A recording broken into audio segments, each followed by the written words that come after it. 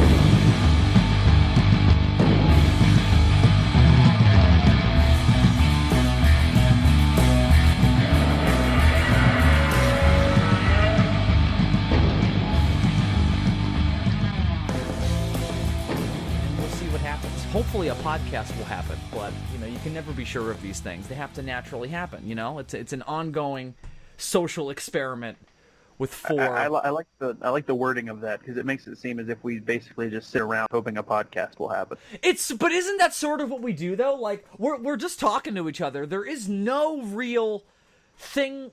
I mean, I guess we do it more now by having the structured news, encrypted stuff or whatever, but even still, we just talk bullshit and hope it'll make sense together, and it never does. Man, what is this thing that we're doing? Hello, everyone. I'm Bill Worcester, a.k.a. Zazubaar. This is the Sons of Serizawa podcast. It is episode 88, I do believe. Joining me, as they always do, David Joshua Hernandez, Gorzard. Have you noticed that suicides have increased since this podcast started? It would be amazing if that was. It would be amazing if that was actually true. I'd like to know where you get your numbers. Yeah, well, if you can provide some proof, I'll gladly... We could do it. That's a whole podcast for you right there. Well, I'll provide you some proof, laddies. Just talk to the starfish. And Andres knows who I'm talking about. I don't know what that means. What are you making? Because his first name is Patrick. Yeah. Oh, all right. Yeah, the only suicide or death in general statistic that I'm familiar with is 40,000 men and women every day, but I'm pretty sure that's way outdated. At this rate, yeah, I'm pretty confident that is the case. Yeah, it was like a TV commercial in the 90s, and I'm like, we have the internet now. Like, that's sort of, it must have tripled it at the very least. Dylan McCandless... a lot of people can just take one look at the internet, and they're like, well, I truly now believe that there is no God. I've seen enough. Dylan McCandless, Super DM64, joining us as always as well. Yes, I am Super DM64. This is episode 88, and my take on the death rate, good start. Let's keep it rolling, fellas. Andres Perez, a.k.a. Kaiju Noir, bringing us optimism and joy in these dark times. Hello, people of the internet. And he also brings us the news. So, Andres, let's not waste any time. Let's get into shit we may or may not care about with you, Andres Perez, Kaiju Noir. Okay, so let's see. The first thing I wanted to talk about was something that I forgot to bring up last time that I really wanted to, was the crowdfunding campaign for an indie tokusatsu film called Strega, which is like a Japanese action comedy short film created by this group known as Garage Hero on YouTube and Facebook. Garage Hero, they previously made a bunch of short films and are most well known for their indie tokusatsu action comedy film Gun Caliber. And Gun Caliber is pretty much like a tokusatsu version of Deadpool, I want to say. And for anyone who wants to see it, you can purchase whatever limited... I know there was a limited release on Blu-ray, DVD, and VHS, I believe. So I'm not sure if that's still... Yep, VHS also. They still have the sources to make VHS nowadays? There are people out there that you can get in contact with to get on... I mean, Kyle Nober, Bill's friend, Cal... He gets like old new videos and put them on VHS for as a little hobby / side project. Yeah, I mean, right? he needs old VHS tapes to make it work. He doesn't get new VHS tapes. So I'm pretty sure you still can though. Right, you just gotta find the right online. Yeah. Although the last VCR manufacturer only went out of business like a year or so ago. Well, think about it. That is true. Yeah. think of all the blank tapes that were manufactured during the years where you would tape things off TV, and then think of how many of those stopped selling in the years leading up to video's demise.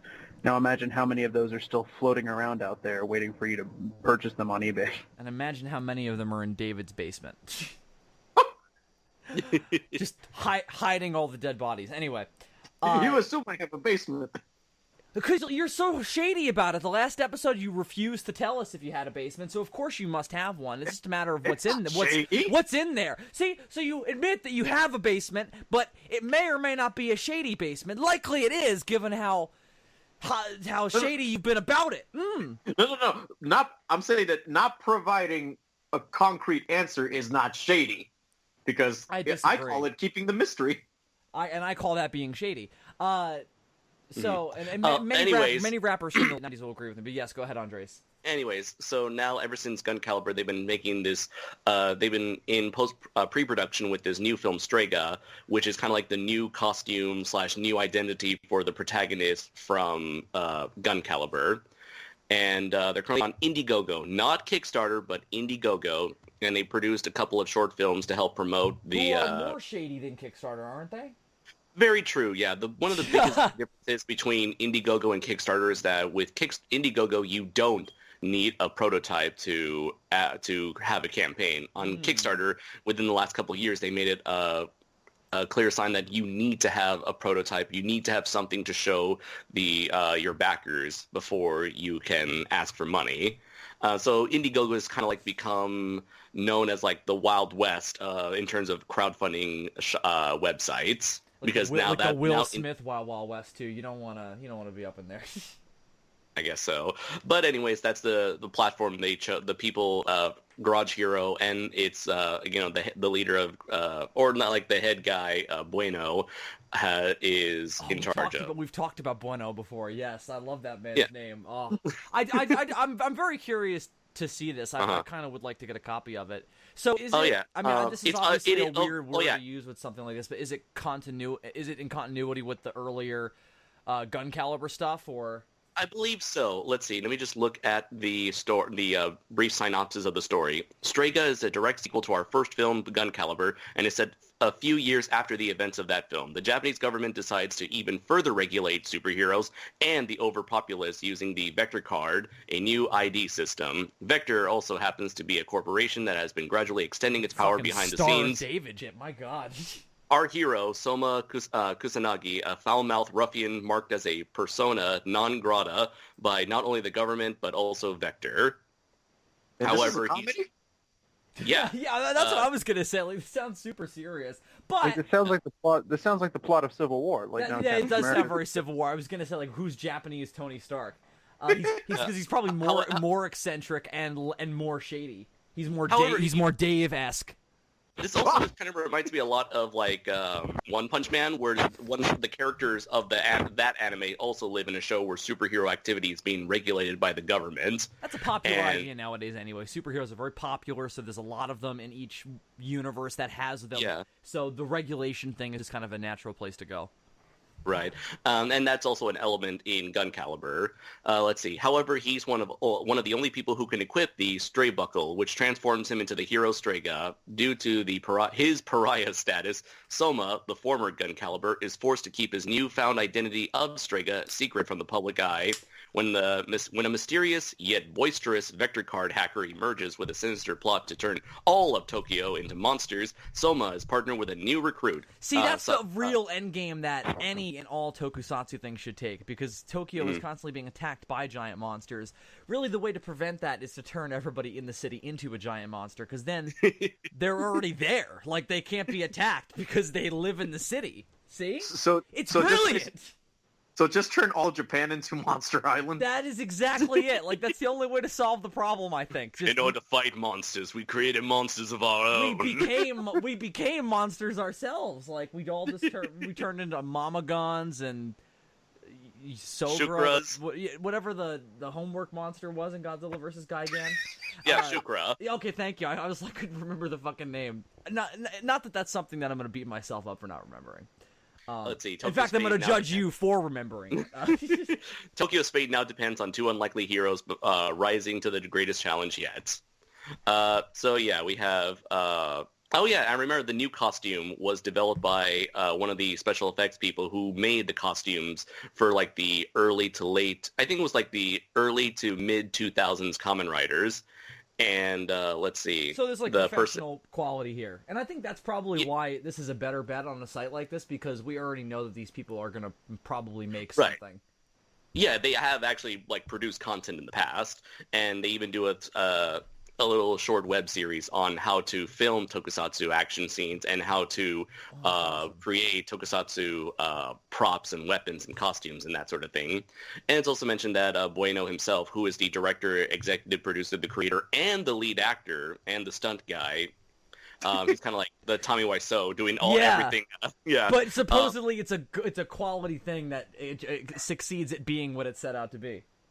Right, I believe so. So he's actually been spent 2 years under like this studying under veteran stuntman / suit actor Seiji Takaiwa, who is the man who is the suit actor who has played all the Kamen Riders for the last 18 years.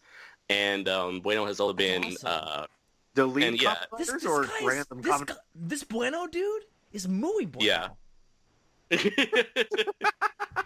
Let's see. And I guess the reason for his Spanish name is because he is a Canadian-born Filipino, and Filipinos do often have Spanish names. Holy, a Canadian-born Filipino in particular.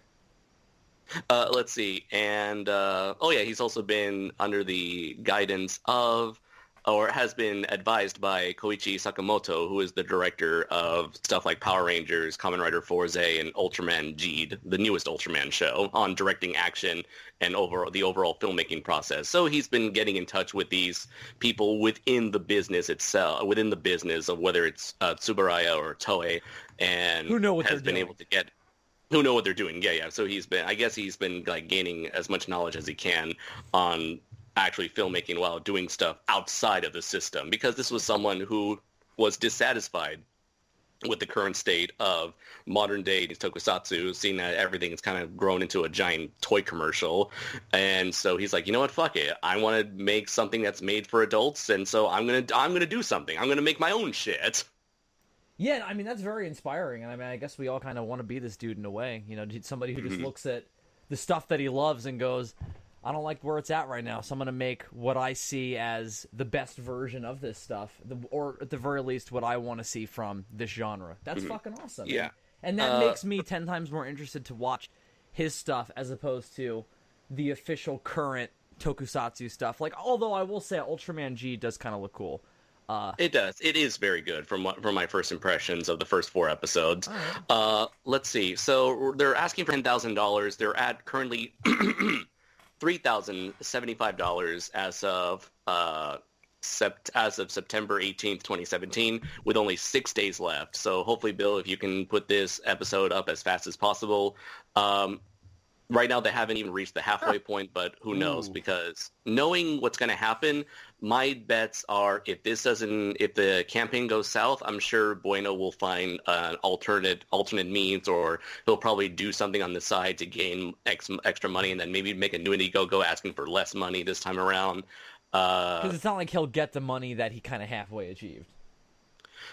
Right. Unless, no, this is a flexible goal. So the thing on Indiegogo is there is such a thing as flexible funding, where you can still get the money from even if you don't reach your goal.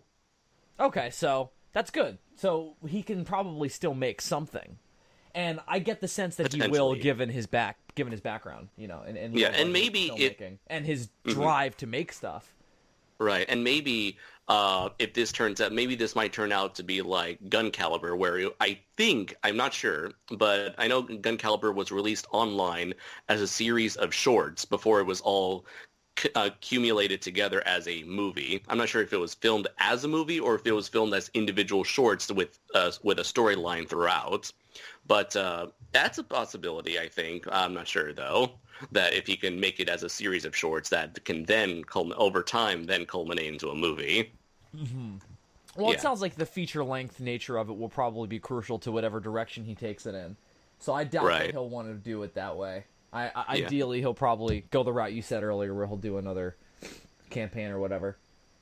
Oh, and by the way, I forgot to share the link to the Indiegogo with you guys on Skype. All right, so I will put that in the description. I will remember, because I'm gonna I'll realistically get this up the day after, because I still have the day off tomorrow. So I will ideally edit it then. So it should work out pretty well.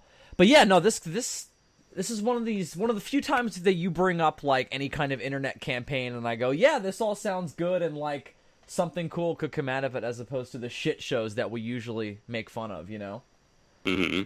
And it's a nice change of pace. I mean, it's less. There's less sort of meat for a podcast, so shame on you on that respect. But it's still inspiring, and I think it serves another end. So good for you. Good for you.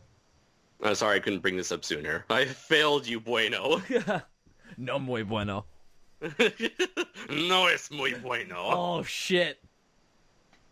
Okay, so next story is we got our first look at the new Hellboy reboot, where we can see David Harbour in the full Hellboy get-up. Do you think that he's less recognizable under there than Ron Perlman? Because I don't know, because when I see this, all I see is Ron Perlman with slightly longer hair and a differently shaped. Oh, in that sense, I agree with you. I think design-wise, they're identical, except there's some tweaks to make it more comic book. The hair. Yeah, it looks less rubbery than the Perlman get up, because I noticed it looks more muscular, more veiny. Hellboy, the original Hellboy, even though I love it, it's very like soft looking when he gets. There's no fake close. abs on this Hellboy. That's the thing. Like that's that it looks real even if it's not. But even like whereas on the original, you could always tell that like it's all rubber. It's fine. I mean, it looks incredible still, but it's more stylized. This looks more realistic, and given the budget on this new Hellboy movie, it's going for a more kind of dirtier, low budget horror vibe than the more, you know, kind of fantasy spectacles that we've seen in the past too. I mean, that's where comic book movies are at now. That's what's doing well. Is your Logans and your Deadpools. Yeah, exactly. Well, that's the stuff that makes its money back. You know, I wonder if that explains the cartoony-looking glove. Like it's like that. Well, that's weird the angular thing. Well, because the other thing that's more comic book is the brow. Like in the face, he looks more like comic book Hellboy. I think it looks like pretty spot on. Because what I was worried about was that they would do something too much like the comics that wouldn't translate well, because I don't know if you can get away with that comic book design without doing CGI, and I didn't want them to go that route. You know, he's got the cloven hooves and everything. You know, like have you guys seen the animated Hellboy movies? Blood but and Stone. It's been a long time. I mean, obviously for me as well. I probably wouldn't go back to them either. I don't remember them being that great, but they did more comic book designs for everybody, including Hellboy. And it just makes you go like, okay, this is fun in animation, but it would not translate to live action. And I think they've mostly found a really good middle ground with this new design in terms of, well, what can we add to it that's more comic book, but still retain all of the stuff that they did with Ron Perlman that made it work so well in live action. You know, I do wonder why they made the glove angular when most images I'm looking at in the comics seem to be all like cylindrical. Yeah, so let's talk about that glove. It looks like a Halloween costume prop because of the texture. It doesn't have the proper like stony, you know, cracks and everything. It looks too smooth. Maybe I'm hoping it'll look differently, you know, on camera in the movie, but. I don't know. It doesn't. It looks a little cheap in that one shot, and it's interesting because the rest of it looks super realistic. That's why it's so odd. But I'm hoping it'll look better in the movie. I think they switched the hands from the last two movies to make it more comic accurate as well. Because I think they switched the hands. The hand that the stone hand is on. I mean. I could be wrong. No, every image I'm looking at, it's always the right hand. They kept it the right hand. See, I think that was like a huge like rumor, or like a fake story, like kind of a Hollywood urban legend in like the mid 2000s. Yeah, everything is right-handed. It's right-handed. I'm not looking at it, so okay. I don't remember. That's just a thing I remember being a potential thing. But anyway, I think it looks great. as to the movie itself, we're gonna have to see a trailer, obviously, but conceptually, it sounds awesome. I get why they couldn't do, given the direction this is going, I get why they couldn't do the Hellboy 3 that Guillermo del Toro wanted to make. Why couldn't they do Hellboy 3? The budget. They never got the funding, didn't they? Yeah, they never got the funding together for it. You can get, in a way that you could get a funding for this version of Hellboy. Because it's a low-budget, grimy, dirty Hellboy movie. Hellboy 3, from the conceptual level, has to be a bigger fantasy epic than the last two, you know? Okay, like the first one is more street level. That's why I like it more, and that works better about it. But then the second one goes so high concept with the elves and the Golden Army. It's still good. It's more Guillermo del Toro, Pan's Labyrinth, The Hobbit. I know that he didn't make The Hobbit, but he was gonna, and it feels more like what that would look like than it does Hellboy comics and the Hellboy original film. And this feels more in line with the comics and what that original film was doing. Whereas Hellboy 3 would have to have been Ragnarok, the apocalypse, and the right hand of doom unlocking, hell on earth, and Hellboy's children having to deal with that, which is where all of that would have had to go.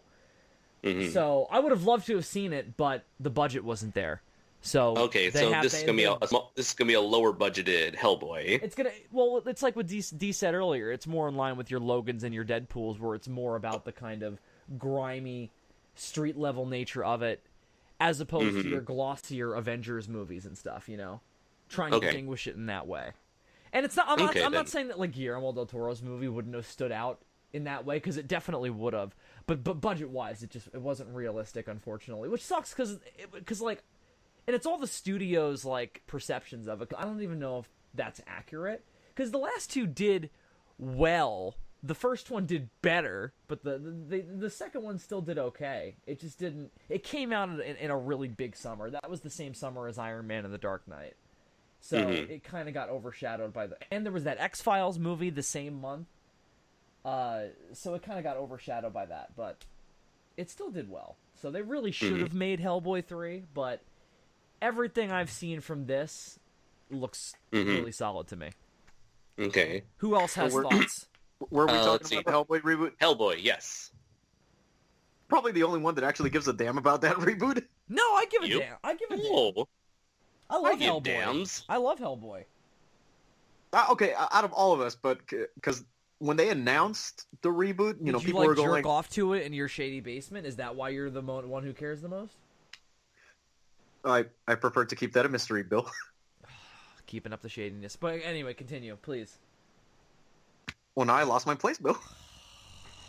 Well, okay, now I remember. Oh, thank God. People were already talking smack about the reboot, saying hashtag not my Hellboy, not Ron Perlman. Oh, yeah, let's talk about that. I guess I understand where people are coming from, but yeah, get over it. Like either see it or don't. That's the real question there, Yeah.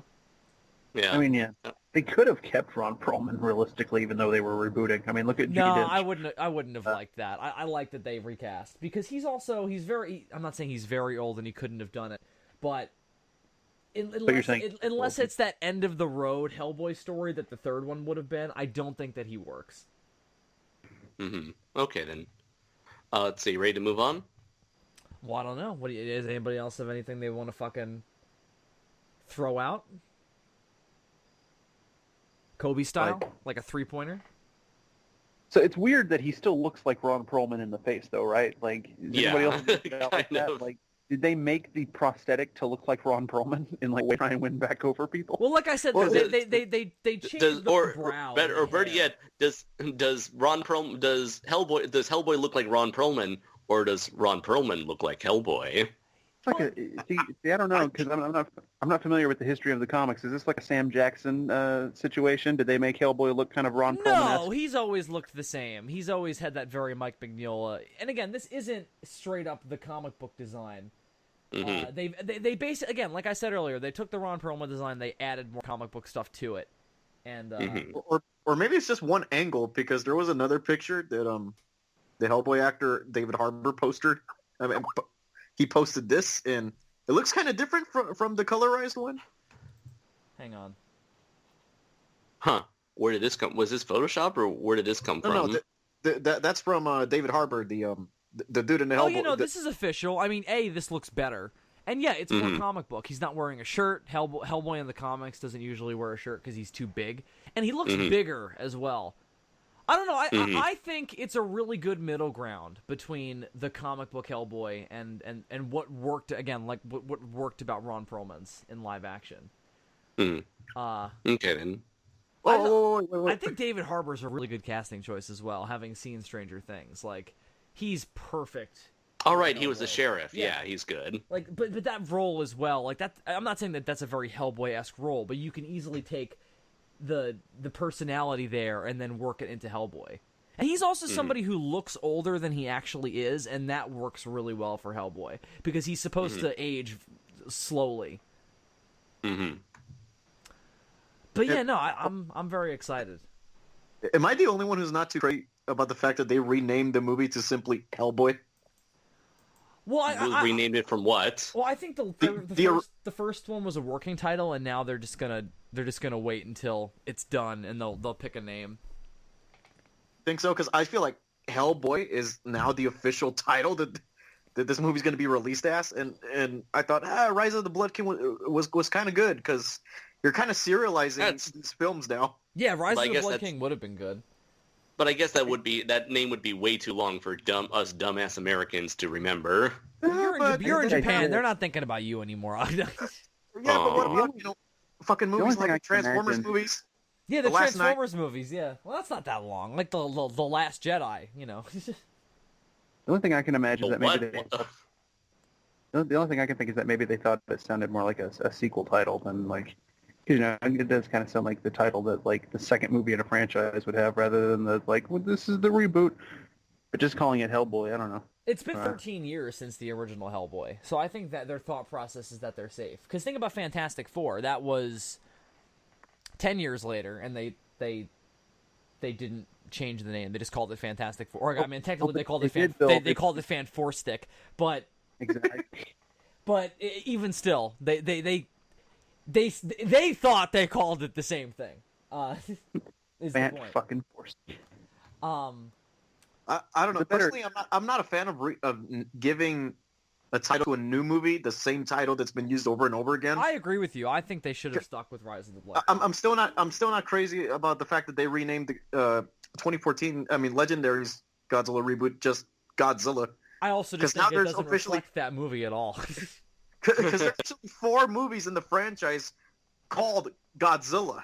Yeah, well, I mean, 84 has a different international title anyway, so yeah, but it counts. We can discount that one. Get out of here. It counts. Unless you're reading the characters on the Japanese poster like Andres, you're not noticing that. You're looking at the English words that are saying the Return of Godzilla or Godzilla 1985. Or 4. Yeah, I mean, and then even still, a lot of times when you see it written as just Gojira or whatever, it's Gojira 84 or Godzilla 84. So, I don't count that one. Doesn't the same apply to 98 and 2014? 98? No, well, we do that, but I see what you're saying. In Japan, it was just called Godzilla. But yeah, no, it's. I definitely, I'm with you, man. I'm not fighting you. I'm not. Are you now? I'm not. I agree with you. Are you? No matter what. See, this is why he's so shady with his fucking basements and shit. He can't just agree with somebody. He's got to question it. I mean, whatever they call it, it's going to be better than the fucking Jurassic World, the fucking whatever the next one's called. Fallen Kingdom. So if they called this Hellboy Fallen Kingdom, you would have been too excited for it?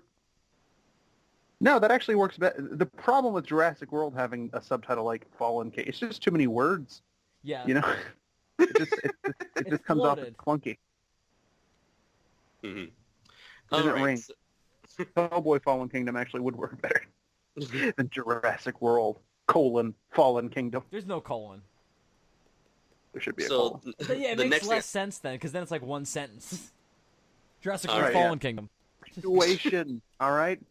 No, you can use punctuation. You're putting exclamation marks in movie names and shit. It should be a comma, realistically. Jurassic World, Fallen Kingdom. I've always been a fan of the colon. Colon You is more. need a good, clean colon. Don't we all? Don't we all? Don't come in here with one of those Are dirty you gonna say that's the cable guy when he gets there? It's the electrician number one. Maybe. Cable guy. You know what I meant. The only. I don't have cable. I don't have TV. I have the see- fucking internet. Did That's you hear all how I need. mad he got when I corrected him about what kind of workman was coming to Andres' place for him to fuck? Like, he got so defensive. So, by the way, everybody, I just want to say that we may have to end this podcast a little abruptly because Andres is expecting a gentleman caller, and he may have to attend to him. All I'm saying is none of that semicolon filth. You know, get in there with a proper colon. Yeah. Yeah, you can't go in with half a colon, otherwise, you know, it's never Either going to go work. full colon or either you go full in or get out. Yeah. You either get into somebody's colon or you get out. That's the point. No half C's. It's like there's a restaurant in North Carolina called Bob's Grill, and the slogan is "Eat and get the hell out." That's the slogan of my colon. Welcome to Walmart. Get your shit and get out. That should be Walmart's policy. Yeah, that was from Jeff Dunham. All right, then. So next story. To tie in with the release of the new Blade Runner movie, there is going to be a Blade Runner anime short film, I believe. So let's see. We're getting, a new anime short is going to be called Blade Runner Blackout 2022 is in the works and is set several years after the first movie, and it'll be directed by Shinichiro Watanabe. Shinichiro Watanabe is famous for being the man behind the popular anime miniseries Cowboy Bebop, as well as the anime Samurai Champloo. And since Cowboy Bebop was essentially shampoo specifically for samurai, Champloo with a CH. Oh. I don't know what it Why means. did he spell it wrong? I don't know, because he's Japanese and you can do whatever the fuck you want with Japanese katakana words. titles. He's not talking about hair product, right? He's not Maybe a queer, he should. Maybe right? he should be. But anyways, because Cowboy Bebop was already very heavily inspired by Blade Runner, it looks like he was the perfect guy they could have chosen for a Blade Runner anime short. And I sent you guys the link to a teaser trailer for Blade Runner Blackout.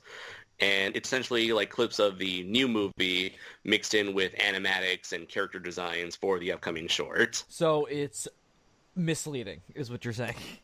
Yes. Okay, cool. Because they have no finished footage left at all at this point. Is this a traditional 2D anime or a CGI one?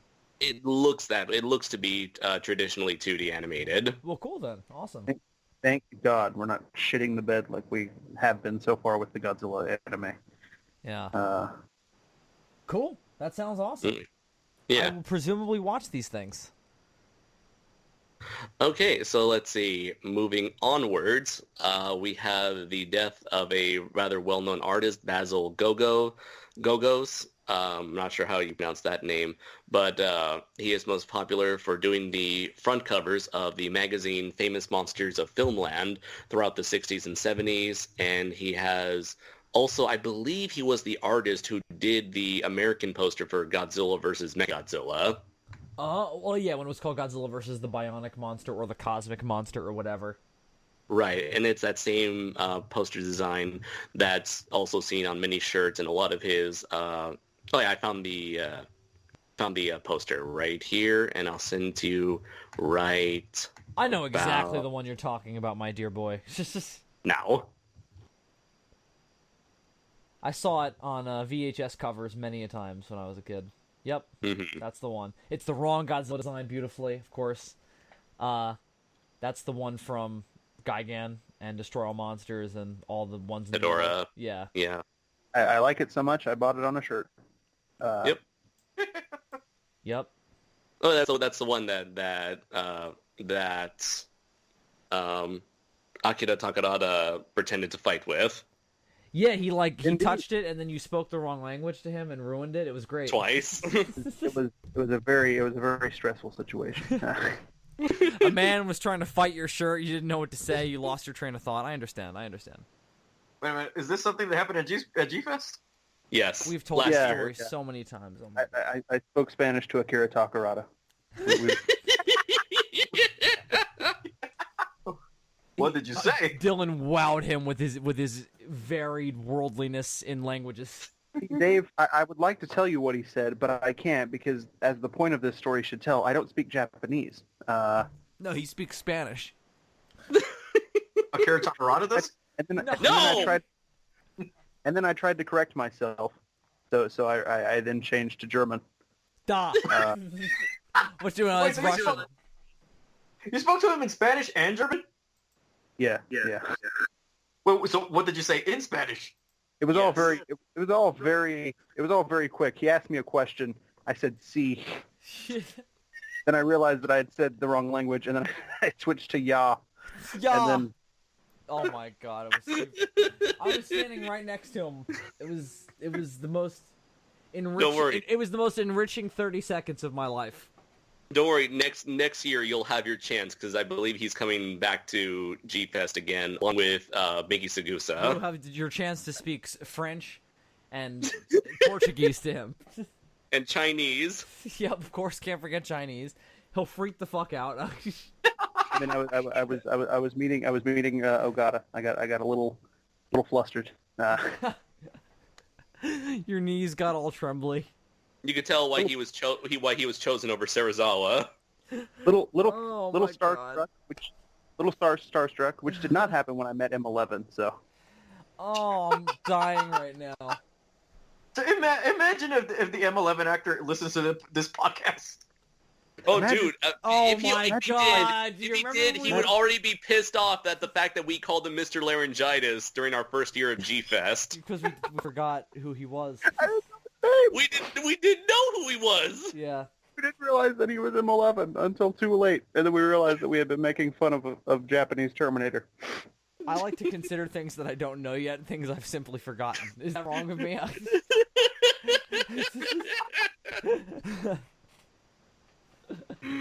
Or at least it went a lot better than us. So at least we didn't insult Katsura when we were in the elevator with her. Maybe we insulted her by silence, by just awkward silence. In order to insult Katsura, we would have had to. But we didn't know it was her. We didn't recognize her. She rode in the elevator with us. She was holding a Mechagodzilla toy. It couldn't have been any more perfect. But we didn't realize it was Katsura. Guys, I didn't tell you, but I totally winked at her. I'm sorry. I totally ruined that entire moment. She goes up to us and says, don't go to the panel. Well, you mustn't go. I mean, I don't blame you. She has aged incredibly well. As she fucking kicked me in the shin after we got out of the elevator. Did she really? No! Oh my! Are you? What? David, go back to your basement. Well, now I'm considering going to G-Fest. Right, dude, good. we've been trying to make you go for the last 4 fucking years. Yeah, I didn't even go this last year, and I wanted you to go. I don't remember this. Because you're a fucking idiot, David. Who's always spending your money on bootlegs that you don't even need because you already have shit. So the fact that it's G-Fest isn't enough, but finding out that we rode in an elevator with Katsura and didn't recognize her has got your blood boiling. I see. Cause how do you not recognize Katsura? Okay, we're in an elevator. First of all, 40 fucking years. We don't interact when we're in elevators. All right, we're not weird people. You know, when you're in an elevator, you look. It's like using the urinal. You look straight. You look straight up. You unzip your pants without looking at it. The exact and you talk same, about the weather. Precisely. That's how elevators work. So maybe I'm doing it wrong.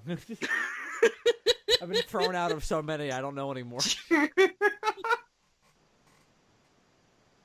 Anyways, this was supposed to be... Oh, yeah, okay, so holy fuck. All right, let's go back. Basil Go-Go's. Rewind.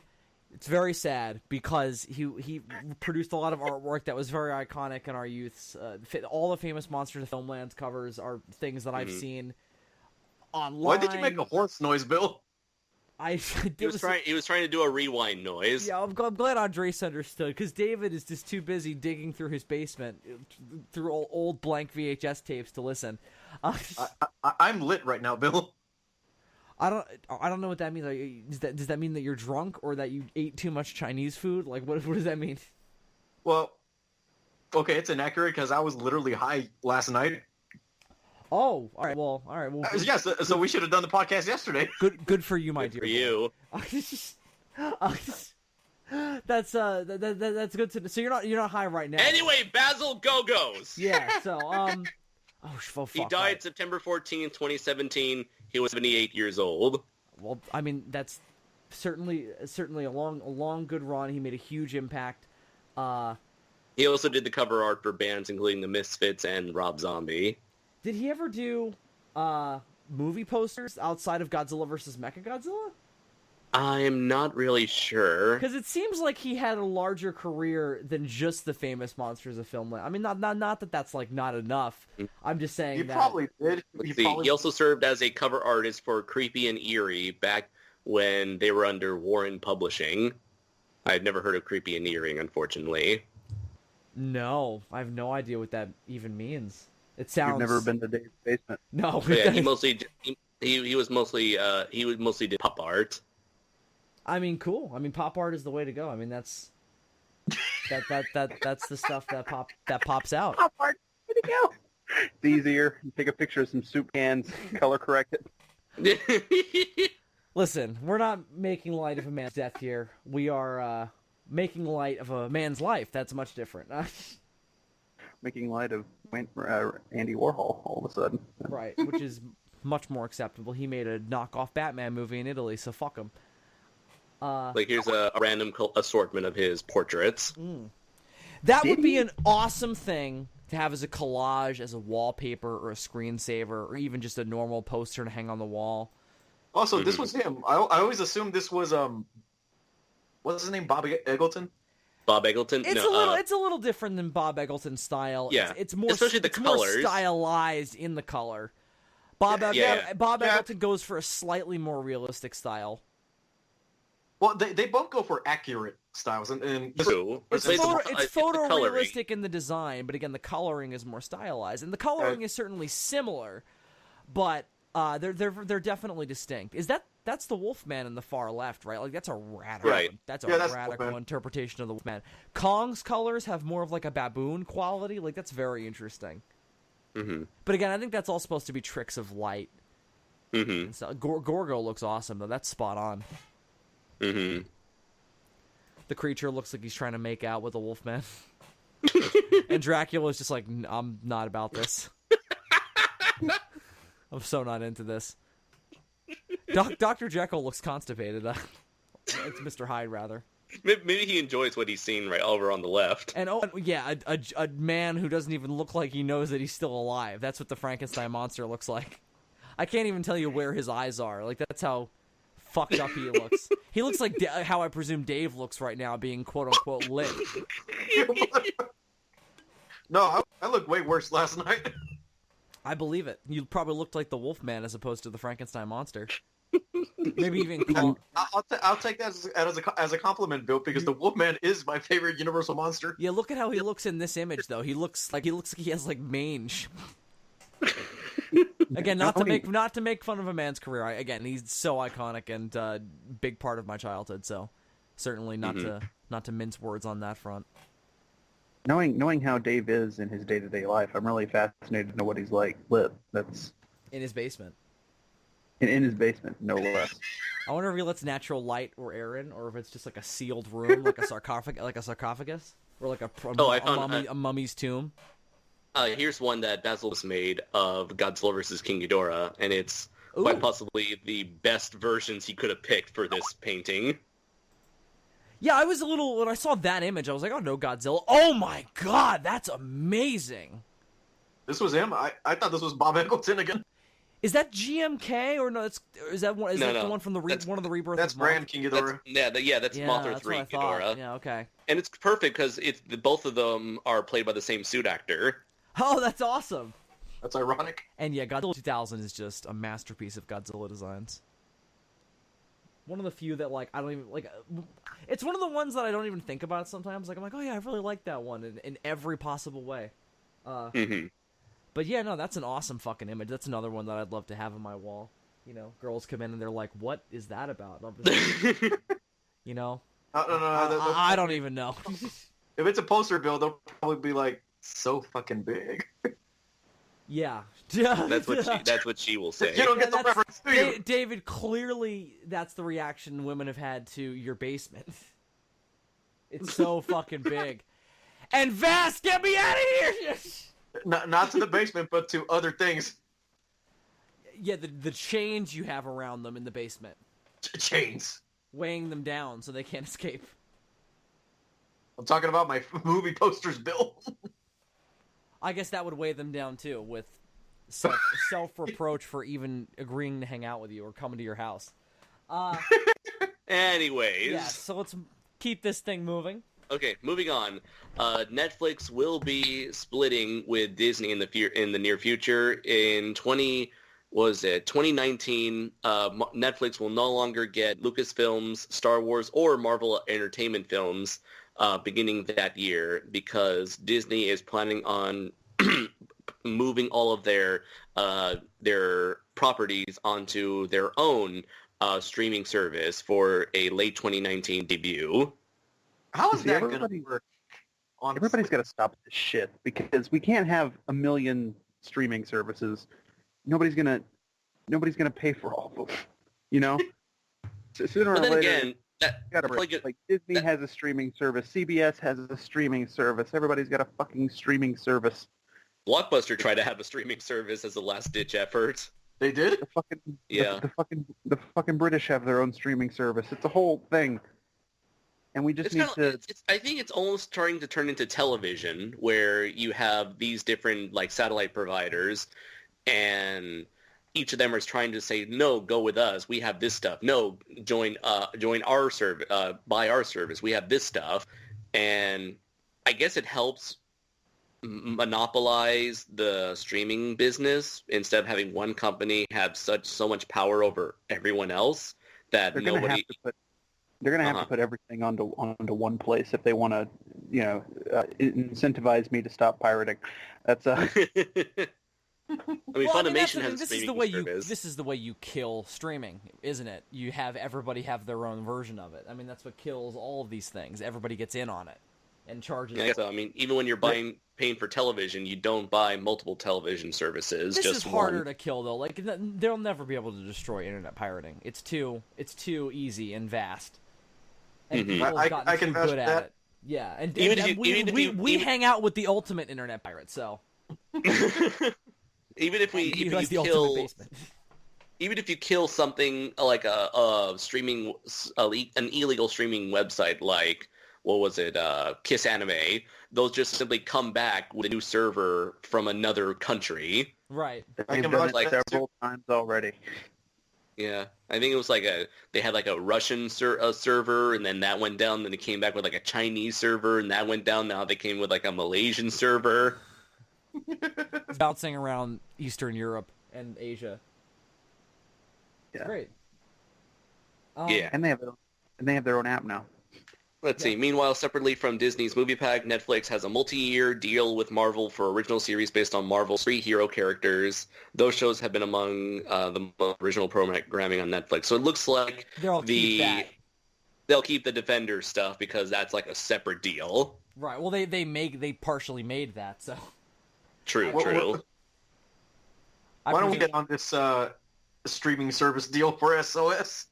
We'll make our own and charge negative money for each podcast. Because we'll be paying for it. Hey, if Ian can put Geeky Gentleman on iTunes, then why can't we?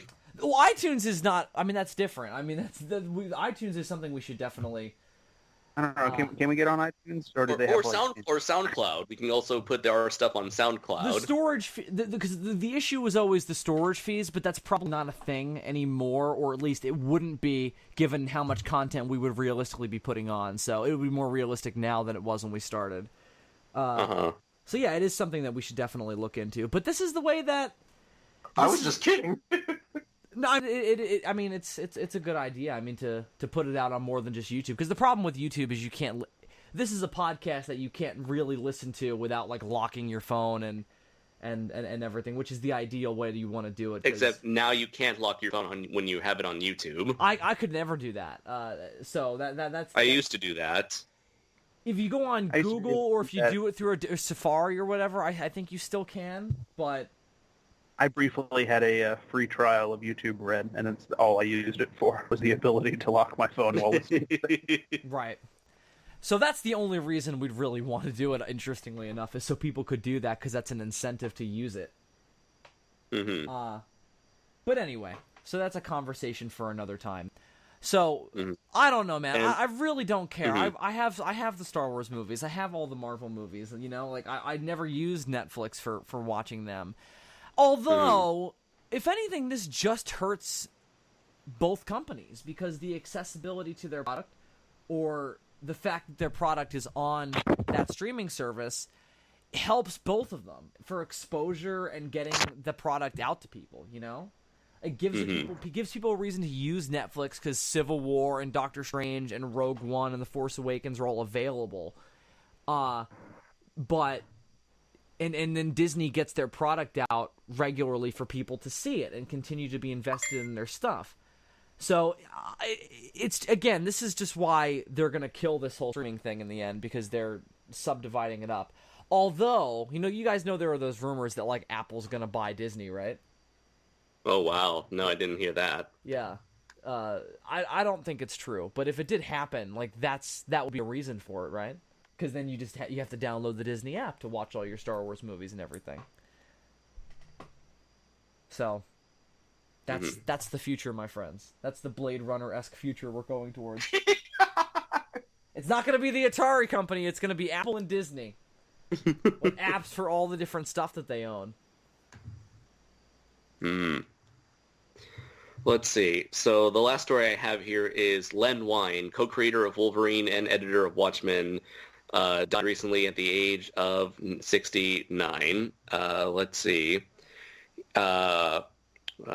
He was both a comic book writer and editor who co-created DC's Swamp Thing as well. He was also helped revive the X-Men in 1975 with artist Dave Cockrum, giving birth to the modern form of the franchise, and had a long and distinguished career all over the comics world. Chris Claremont picked up from him, Chris Claremont is the one who really turned the X-Men into what we know now. Yeah.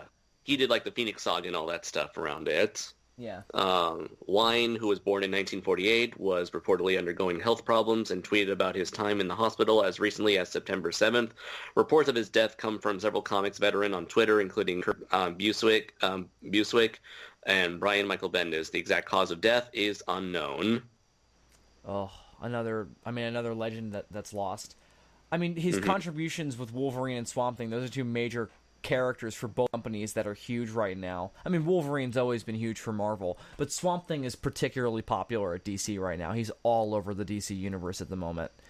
So when he said, like, when he talked about creating the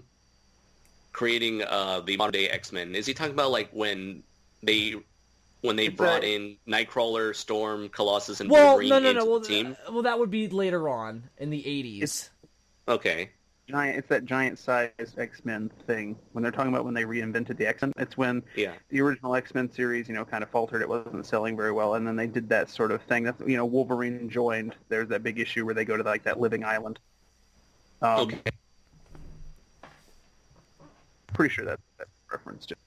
Right, and again, and then he was the guy who Chris Claremont then took over the reins from, and then did all the big stories that we're adapting now. Let's see. Was it this one, guys? I just sent the link. Giant size X-Men #1 would be the thing we're looking for. Yep, that's it. Wolverine, That's what I meant. Storm, Colossus, Nightcrawler, Wolverine, and I guess there was some other dude I forgot. They all joined the got team. so much deeper. Did you just get possessed by a demon? What the hell happened? I don't know. Or is that the voice of the electrician? Yeah, is the electrician, like, making moves on you, and that's why you're putting on that voice? You're trying to impress him and shit? There is no Andres, only Zool. Beep boop. Indeed.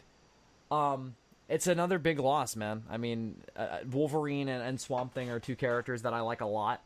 Interestingly, his contributions to both are not the versions of them that we really remember, though, is the interesting thing. his Swamp Thing is not the one that Alan Moore came in and reinvented, where like the worms consumed Alec Holland's consciousness and turned him into this swamp god. That's the version that we use now. His Wolverine is way before the Weapon X stuff, and this was when the idea was supposed to be that he was like a mutated Wolverine, you know? So, despite the fact that he created these legends, he created something that other creators were able to come in and then really redefine, which I think it only shows the simplicity of the iconography he was able to create. And I think that that's really cool, you know, that it's able to be malleable over such a long span of time, you know? I mean, the Wolverine stuff that defined him didn't happen until, like, the late 80s, you know? Or maybe early to mid-80s when Frank Miller did that miniseries. That was, like, the first Wolverine story proper, where he goes to Japan and fucks up that Yakuza enclave or whatever. But, yeah, I mean, it's a big deal. I mean, and his Swamp Thing is the one where it's literally just Alec Holland mutated into a swamp man. Which, if you watch the Swamp Thing movie, is what they do there, so that's certainly iconic in that respect, so there you go. Obviously, Wes Craven liked it enough. Well, that's pre the Alan Moore reboot. Like, I think that was like 2 years after the Swamp Thing movie. But yeah, have you guys seen the Swamp Thing movie? It's not bad. It's just super generic. And that's the whole thing. That's the thing with the concept of Swamp Thing initially, was that it's just very generic. You know, a man turning into a monster, as opposed to the idea later on where it's this monster that thinks it's a man. You know. Wait, are we talking about the movie from the 80s or some TV movie that the Sci-Fi Channel produced? That's Man-Thing. That's Marvel. You see, I get those two confused. Why? They're very different, though. I never understand that. You know, like Man-Thing. He's the guy with the large trunk. Wait a minute. Sci-Fi Channel produced a Man-Thing movie? Yeah, I mean, it's very loosely a Man-Thing movie, but the monster in it looks sort of like the comic book character, and some of the concepts are vaguely the same. But it's played as just a sci-fi original monster movie, Saturday night deal, with some Marvel monster stuff in it. That's it. If anything, it feels more like a throwback to a pre-superhero age Marvel story, where it's just a monster comic, you know? Like, there's no superhero or any kind of, like, supernatural means to fight evil present at all. It's just people being killed. It's not good, though. It's not good at all. I've seen it. I watched it when it came out. Because it had Marvel in it. I had Marvel on the marquee, and I was like, holy fuck. Little tiny emo Bill was excited, and when the end credits rolled, he was disappointed. I don't think... I think that's one of the few Marvel movies that Stan Lee doesn't have a cameo in. He probably didn't want one. Did the monster Wait at a least second. look... That doesn't make any sense, though, because that's around the same time he did Who Wants to Be a Superhero, which is on the Sci-Fi Channel. Why wouldn't he have a cameo? I'm gonna look that up real quick. I could be wrong. Don't want to do it. I mean, yeah, sure, he could have looked at it and been like, that's crap. Would you have wanted a cameo in the Sci-Fi original Man-Thing movie, Bill? Okay, he's in a picture on a wall. He doesn't actually appear, though. Think about that, Bill. You're not famous, you're not popular, and you get offered the chance to do a cameo in I would probably do it, yeah. Like, why wouldn't I do it? I'd love to be in Man-Thing. Like, why wouldn't I do that? Does Man-Thing at least look like Man-Thing in the movie? Not... I mean, he's not Man-Thing. He's not... Because Man-Thing is a dude who turns into that creature. He's strictly this elemental force. Man-Thing. He's the thing without much of the man. Let's say that. In the design as well. Look it up. You'll see. It's sort of vaguely the design, but it's... Again, it's more kind of Sci-Fi Channel original movie in its approach. Is if anything... Is it as good as the movie where the guy turned into a shark? It's probably better than that. No, you know, it's probably worse than that, actually. You're talking about Peter Benchley's Creature? Is that what that movie was called? Yeah, that was written by Peter Benchley. Was it actually a good movie? It was alright. It wasn't, like, great, but it was better than Man-Thing. it's got it's got more interesting ideas in it. And the fact that it's about a monster killing people kind of makes more sense given the concept, because it's just Jaws on land. Let's see. Oh, and I did have one more bit of news, and this is revolving around pop figures. Now, if you're a fan of Funko Pop figures, you know what they are. They're those little dolls with the tiny bodies, big heads, big beady black eyes, and they made Funko Pop figures out of every single franchise in existence, almost.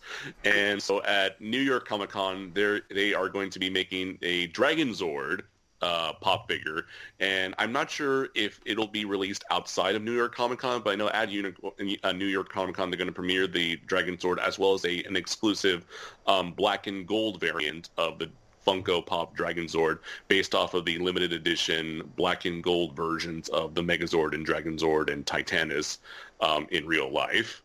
Why do I get the feeling that this is your classroom voice, Andres? Yeah, like, what is up with your voice? It's so deep. Did the oxygen drop in I don't Japan? know. I don't know. Did you just get sick all of a sudden? Because we're not responsible for that. Did you suck the opposite of helium? That sounded shady again. Like, now I think you are responsible for that. I like that Dave turned into a lawyer for a few seconds there. Like, hey man, if you're sick, we're not liable, man. Like, don't try to. Maybe my voice got deep after I got tired after screaming at David's stupidity for so long. It's so noticeable. Like, you're gonna go back and listen to this episode, and you're gonna notice it. I promise you. I really think your balls just dropped. Like, what happened? It's so crazy. I kind of. Anyways, like voice like that body up Andre's wrist. that is the fucking news. You sound like the Doria from Dragon Ball Z Abridged. Doria. I have a sick. Oh yeah. We could rule the universe as husband and wife. Oh. Well, all right then. So that's the news, dandy. All accurate, true things that presumably happened. So on to the other side of the coin. Let's move on to cryptids. Who knows? Shall we? So Andres. Wait, Bill, is your voice gonna drop too in the middle of your own segment? Maybe. I hope so. That would be awesome. Yeah, sure. let's see what happens, shall we? So we can assume that an electrician dropped by? Yeah, exactly. Or a satellite repairman, whatever, a plumber, any of the stereotypical situations you can imagine. So Andres, Lawnmower man. Andres, how much time do we have? The Batman. About 40 minutes. Ooh, all right.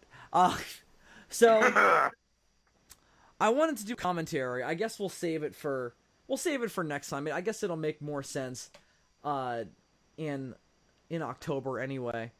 I wanted to do a commentary on the Animal Planet mockumentary, I guess is the way to put it. Mermaid, The Body Found. Have any of you guys seen? I think we talked about it the last time, but I forgot. Have any of you guys seen that in full? I've seen good chunks of it online. All of it's online. Yeah. I skipped around the when I found it on YouTube. I skipped around it. We could probably do that right now, realistically. I mean, it's interesting in the sense that people thought this was like your traditional kind of like cryptid documentary where we're presenting this evidence that we're just gonna objectively say like it may or may not be true, even though it's probably not. But it's all complete bullshit. This is a fictitious movie, you know? But and is this like the History Channel's thing with Megalodon?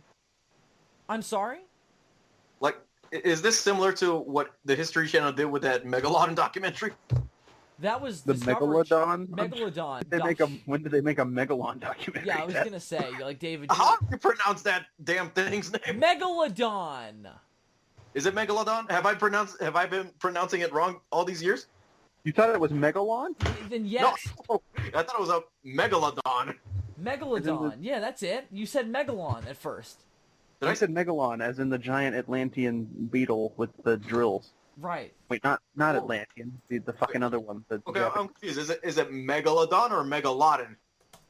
Megalodon. If you wanted to sound like a pretentious fuck, you could say Megalodon. But if you wanted to sound like a normal, but if you wanted to sound like a normal, rational, functional member of society, you would say Megalodon. That's the way that breaks down. Listen to Bill. It's definitely not pronounced Megalodon. All right, this is a big shark, not a terrorist. All right. A big shark could be a terrorist, isn't that the whole? In a sense, you're not wrong, but I still want you to stop talking. No. So it's not Megalodon. No. No. No. What? No. No. All right. Yes. No. No, Dave. For the last time, very much so. No. All right. So I think this is why Anders' voice dropped. So we don't really have to watch it to talk about it. I can sort of describe it to you guys because I've seen it more than once.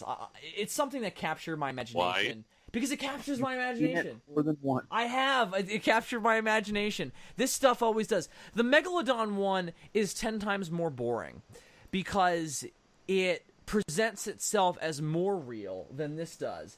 What I like about the Mermaid one conceptually is that it presents the idea of mermaids as like a science fiction cryptid idea, you know? Where it's not the fantastic Atlantean idea, like Little Mermaid type of deal, you know? Like they create a sort of fictitious animal to represent mermaids, you know? And it's interesting. The idea, it's a whacked out like sci-fi idea, but the idea of the aquatic ape, you know, a human ancestor that went down to the water instead of descending from the trees onto the land. That's a cool idea. Yeah. The only problem, obviously, is that it's presented in this context as being this totally valid theory that supports this presumed evidence that's put forward. And I guess what's also okay about it, because this is also a very science fiction film, is that they take a real-life cryptid, you know, conspiracy theory idea with the bloop, which we should also talk about now, I guess, and created this thing to fill an explanation for it. So, are you guys familiar with the bloop? Yeah. Yeah, it was a big-ass noise that they heard in the ocean, and they couldn't figure out what it was. It was in the late 90s, I believe. I don't remember the exact year. But NOAA, which stands for the National Oceanographic... Oh, I'll look this up real quick. But the idea is, yeah, they've recorded a big vibration that represented some kind of loud noise deep, deep down in the ocean depths. Theories at the time were that it was an underwater volcano eruption, just a rock slide underwater. Remember, there's fucking whole mountain ranges under the ocean, down at those depths. So it could have been any number of those things, or... And the idea at the time was that this was totally just as feasible as any one of these other ideas, given the evidence, that it was produced by some kind of enormous creature down there. And if the dimensions of the sound were to be believed, it would be the largest animal ever recorded in history. So we can listen. That kind of sounds wondrous right now. Why? Yeah, Andres, Because your voice got deep. You sound just like the bloop. So let me just look up the background real quick, and then I'll see if I can find it. In 1997, the bloop was heard on hydrophones across the Pacific. It was a loud, ultra-low frequency sound that was heard at listening stations underwater over 5,000 kilometers apart, and one of many mysterious noises picked up by the National Oceanographic and Atmospheric Administration, NOAA. Wired says that the bloop mystery has been solved. And I mean, it was always pretty...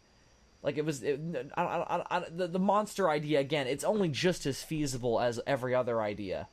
But it seems like the idea was solved. I'm gonna see if I can find it real quick so I don't have to dig through an entire article. So it was never a giant sea monster.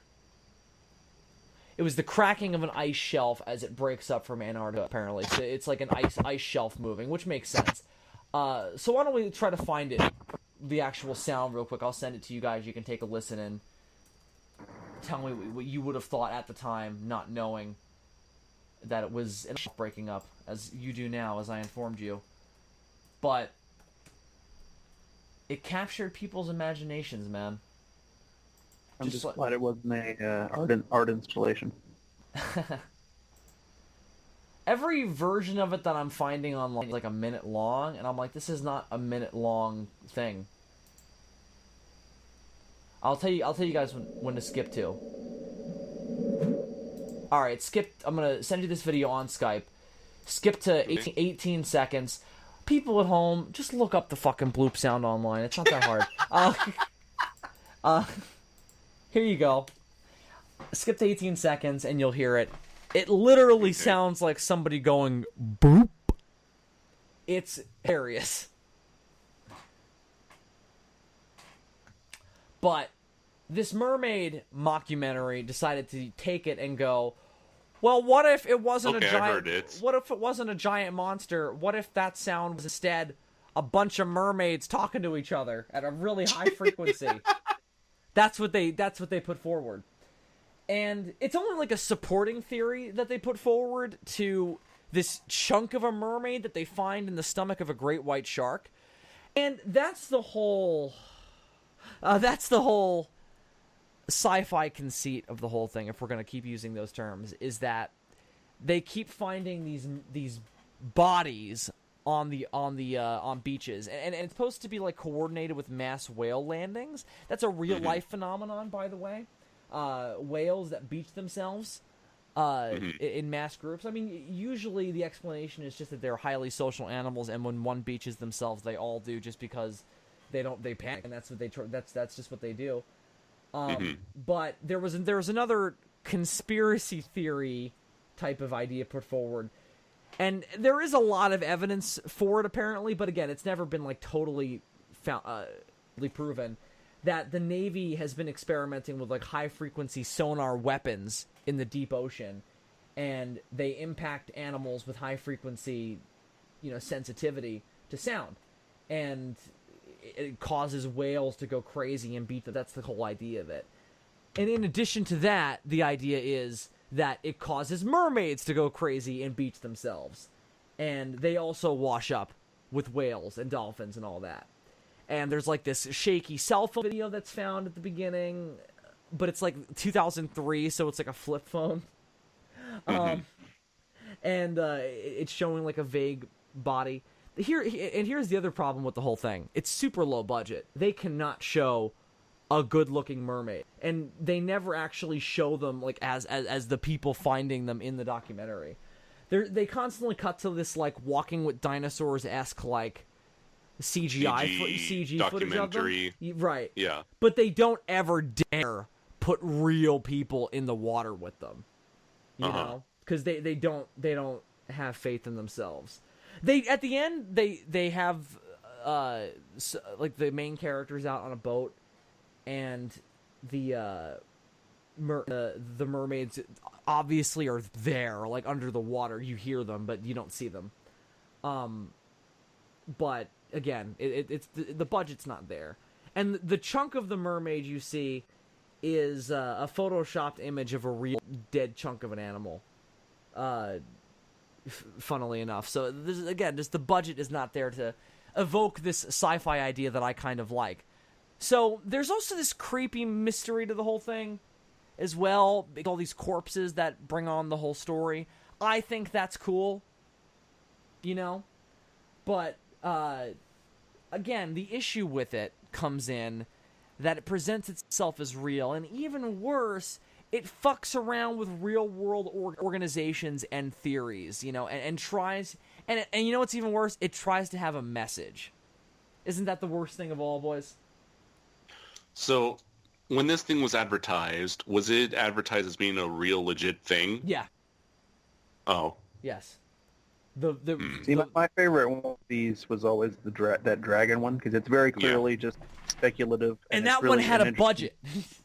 Yeah, and it's very interesting, and it makes you believe that while obviously they didn't actually discover dinosaurs, they managed to come up with a scientific explanation that makes you believe that one could exist. Yeah, and that's what dragons. That's what they do with the mermaid thing. But it presents itself as more, and theoretically, it's exactly the same like narrative as the Dragons documentary, except there's all this government conspiracy cover-up bullshit that convolutes it. And again, it tries to have a message of, hey guys, we shouldn't test out high sonar weapons in the open ocean. It could kill whales. That's not good. That's the point of the whole thing. Yeah. Why did you just sound like Patton Oswalt right now? Because he's the one who... For comedic effect, David. Well, that and he's the one who gives that message at the end, in like a Sonic the Hedgehog PSA style. That's no good. That's no good. So when you see a mermaid touching you in your no-no spot, that's no good. Your no-no spot is your ears with their high-frequency sounds. Now, what's more off, though? Sonic the Hedgehog telling you not to let people touch no-nos, or... that is a true thing, actually. Or Captain Planet trying to educate you about AIDS. Which one is cringier, do you think? Ooh. Well, what if Captain Planet was trying to educate you about not killing mermaids with high-frequency sonar weapons? That's what this documentary is. Do that. And always remember, the power is yours. What if Captain Planet was trying to teach you about AIDS by touching your no-nos? Oh my god, it's a hands-on lesson. Well, we're going to hell for this. That's causing As him if we weren't going to hell already, David. We have seats reserved, my friend. I'm trying to find the actual documentary again, because what I want to show you guys now is I want to show you guys what the actual, like, the biggest budget they put into it is the ancient people. So I want to show you guys what they look like. And we can see some of the CGI. It's funny that we mentioned the Megalodon documentary as well, because Megalodons are in this. Of course they are. I'm going to send you guys this one with all the Korean subtitles and watermarks on it, because it's in the best quality. All the other ones are super zoomed in, and it's hard to see. And again, you can find this very easily online, kids. I'll tell you roughly where to go to. The time should line up. So, hey, Andres. Right now, it's blocked. It contains content from the Discovery International. It's blocked it in your country on copyright grounds. Oh, it's blocked in Japan. Interesting. Okay.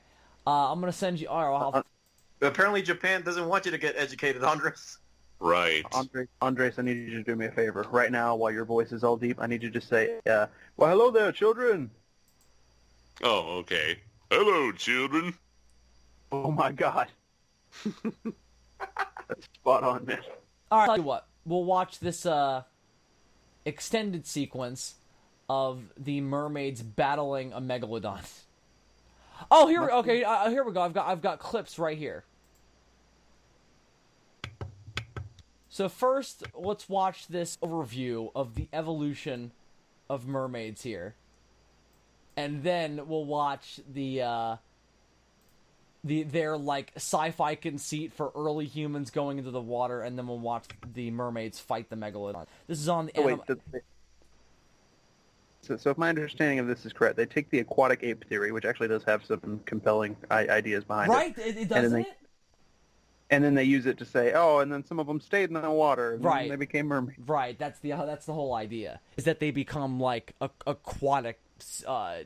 They're like the dolphins of simians. That's their whole idea.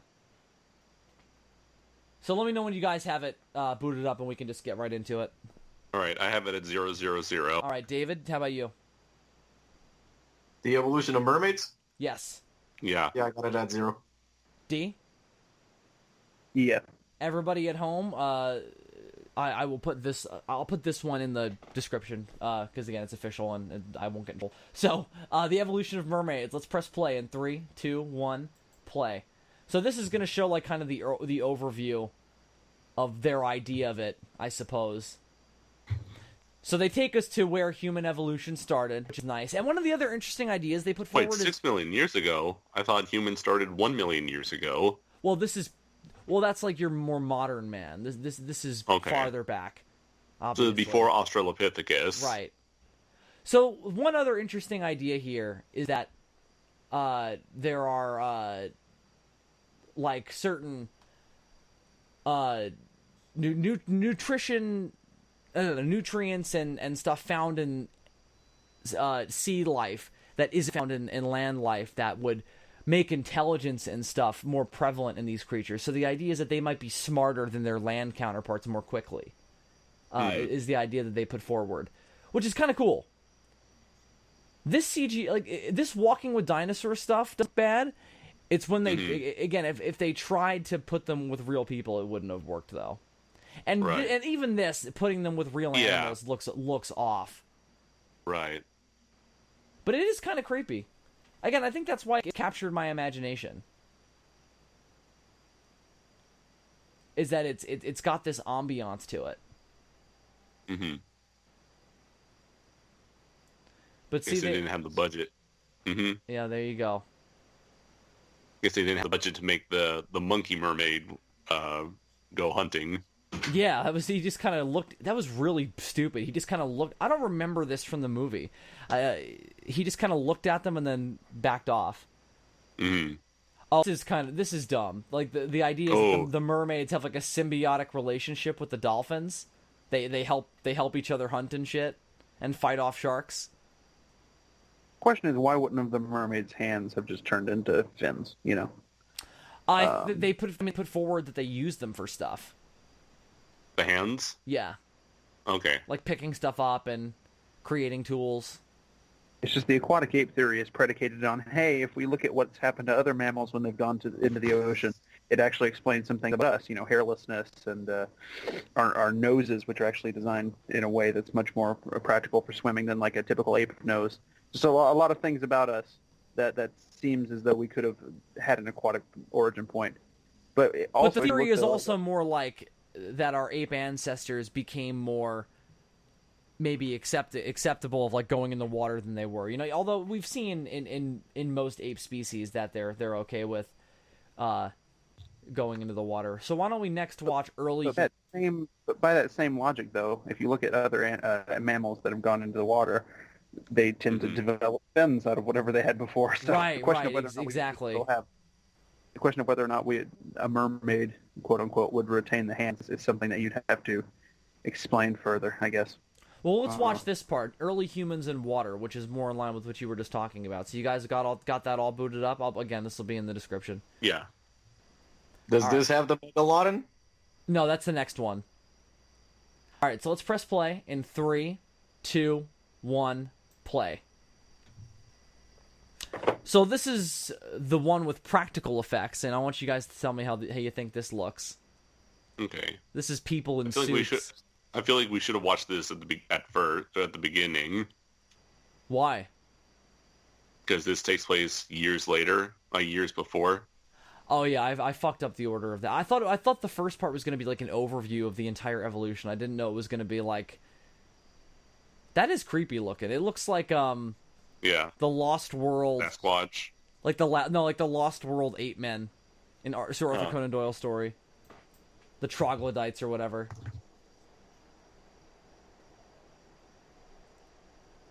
But yeah, they are definitely very Sasquatchy.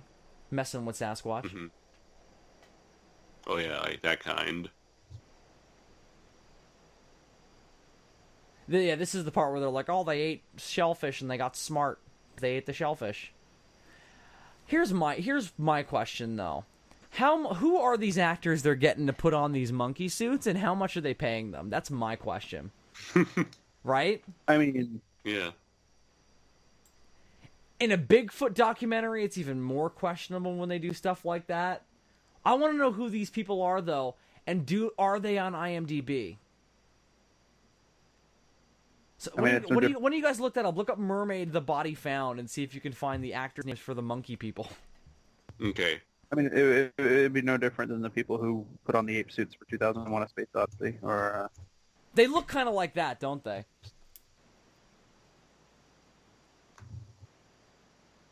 But it makes you wish they would have just done prosthetics for the actual mermaids, right?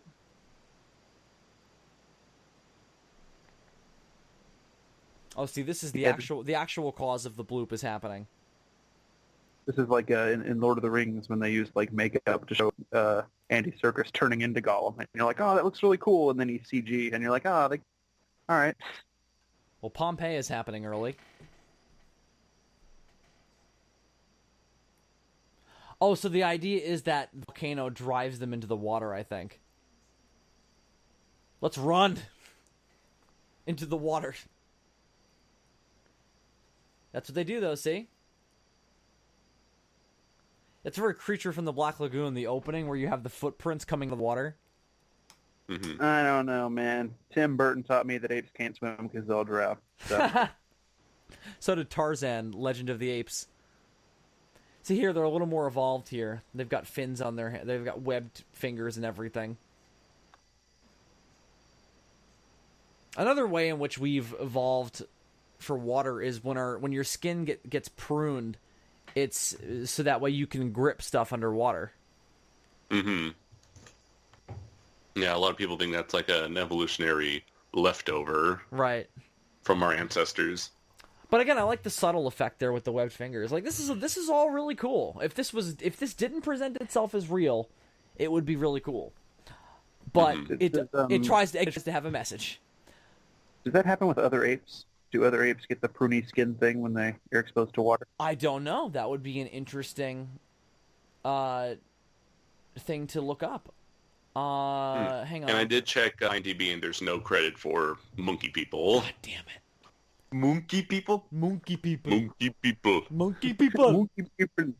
I'm looking for the monkey people in the IMDb. Unfortunately, I could not find any. The monkey people. Anders says, I'm looking for Sarah Connor. I'm looking for Sarah Connor. Have you seen her? I need to terminate her right now. Come on.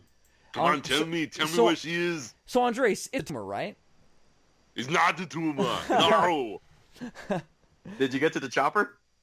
I did not get to the chopper. I was very late. I was late. The chopper had to get to me. I was too busy fucking my maid. All right, guys, I sent you the last part.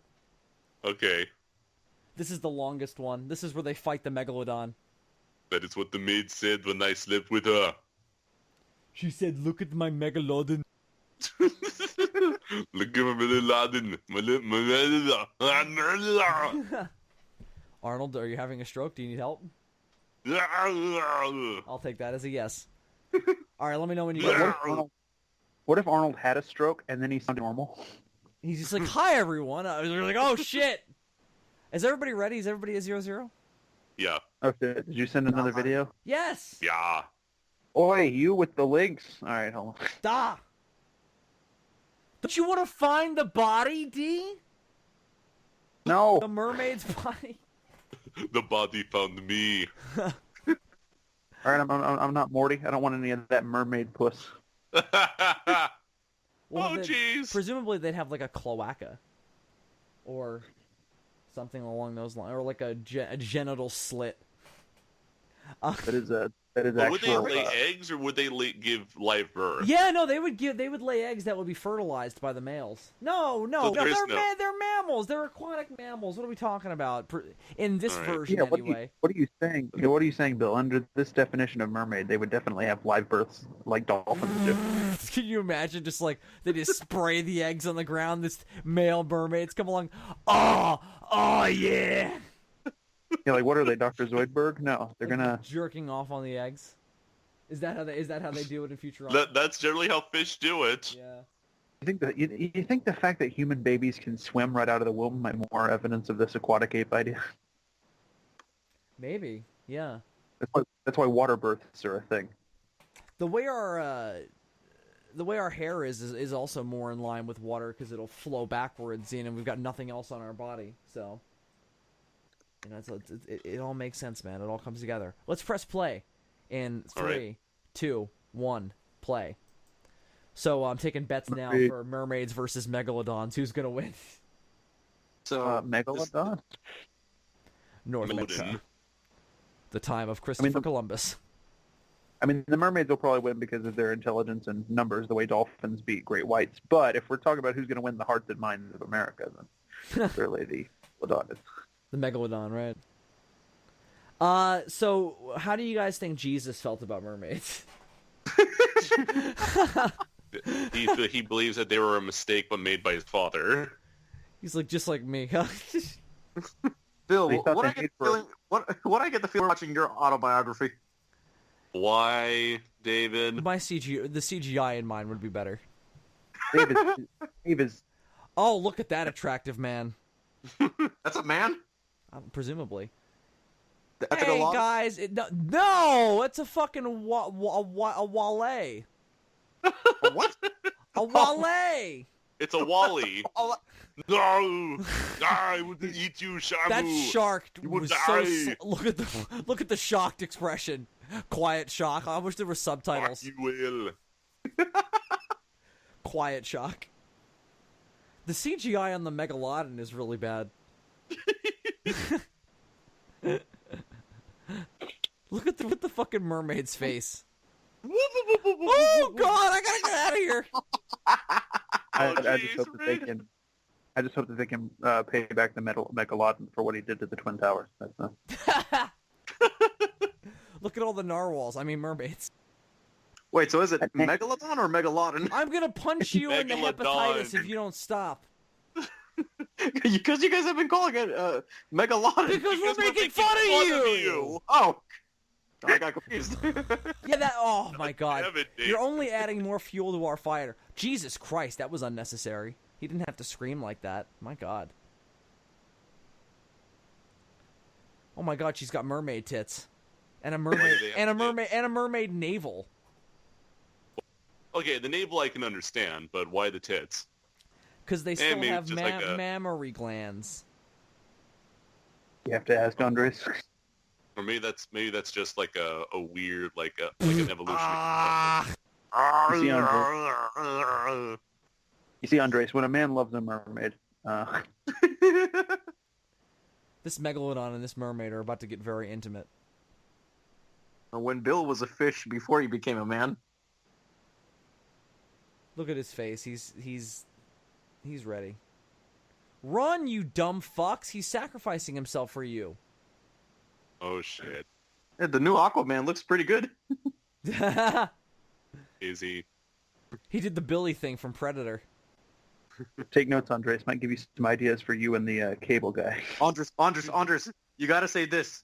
What Arnold Schwarzenegger said? Come on, do it now. Whatever. Yeah. No, I gotta wait for the shark. The shark's gonna play around with the spears.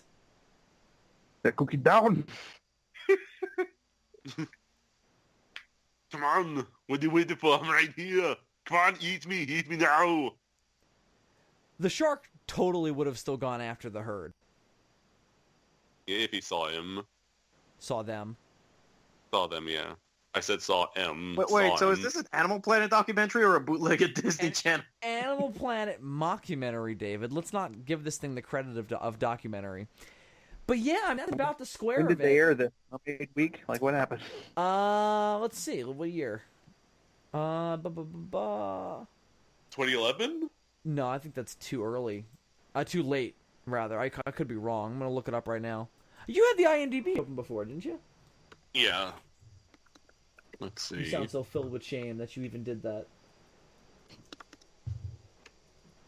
He should be. Yeah, 2011. Oh, okay. It was later than I thought. Not too long after, I believe in 2012. No, maybe. No, I think this one was 2014. Actually, there was an actual Megalodon, the Monster Shark Lives mockumentary on Discovery Channel. That was the first part of Shark Week, which I think is more egregiously a fuck up and more disgusting because that's part of Shark Week, which has always been strictly documentaries. Mm-hmm. You know, Maybe they were trying to go in a new direction, Bill. they were, and it failed miserably. Everybody gave them shit for it, and then the next year they had to switch up their approach. How many years 2013. can you watch? How many years can you watch the same shark shit? You know, at a certain point. To be fair, I didn't watch Shark Week this year, so you're not wrong. And they were all documentaries this year. They apparently this year was actually okay. At a certain point, you're like, I get it. They eat, swim, and make little sharks. Yeah, exactly. I understood this by the time of Hooper and Jaws. But this approach. What they should what Well, they but should the do is problem just is put they present it as a real thing. You know.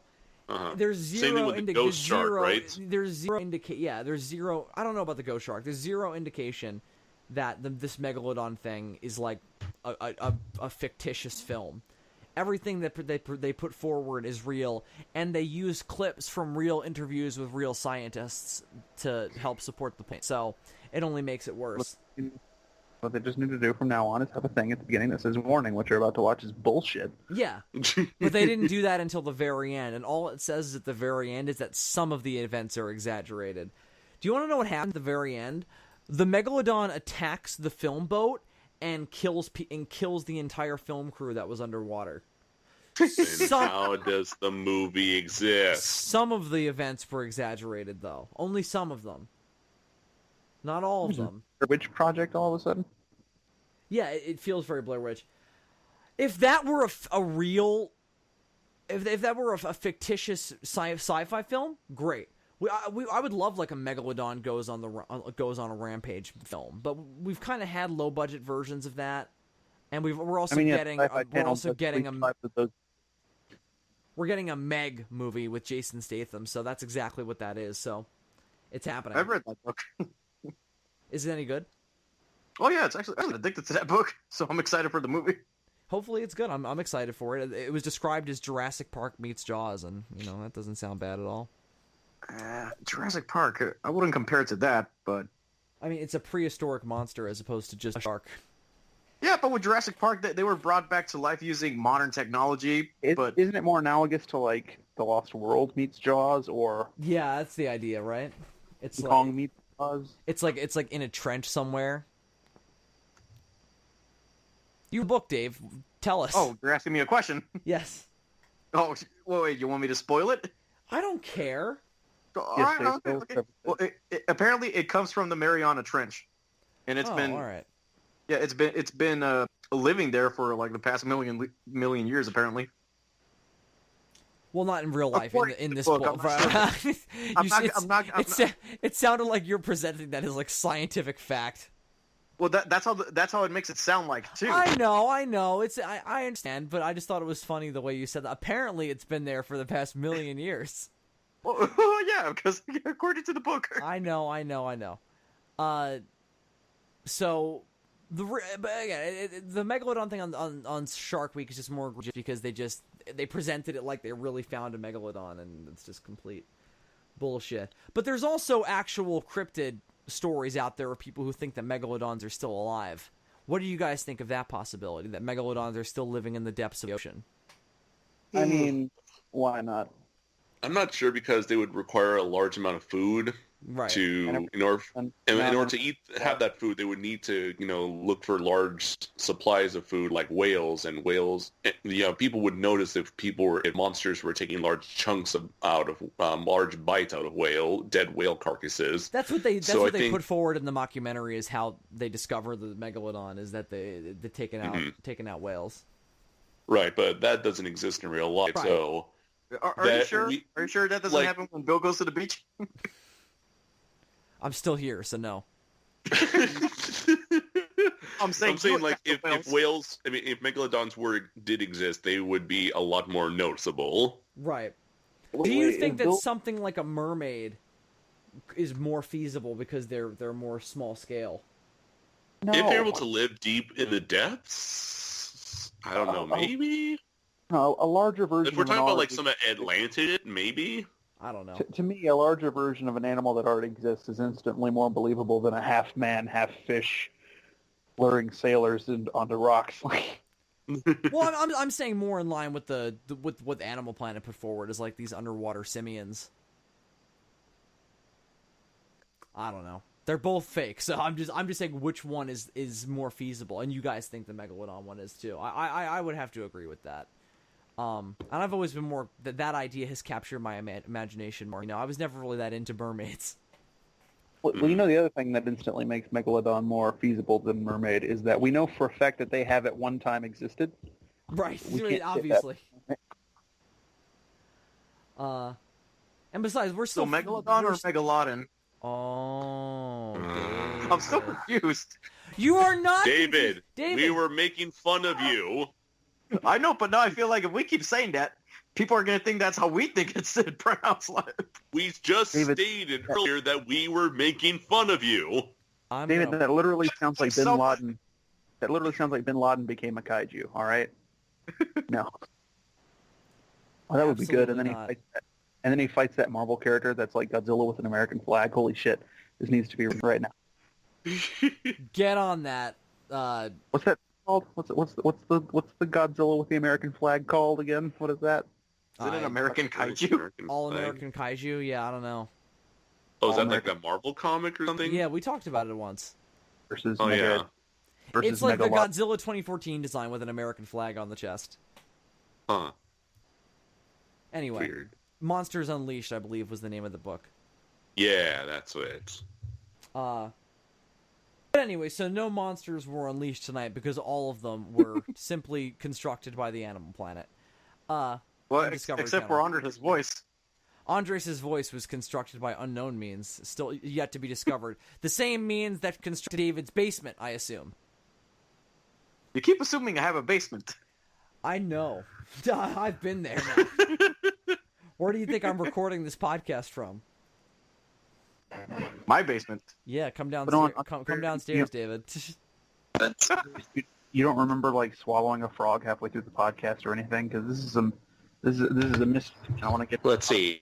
I unplugged my microphone and plugged it back in. Do I sound different now? Yes, you do. Yeah, that was it. It was Yeah. the microphone. Oh my god, Okay. What the?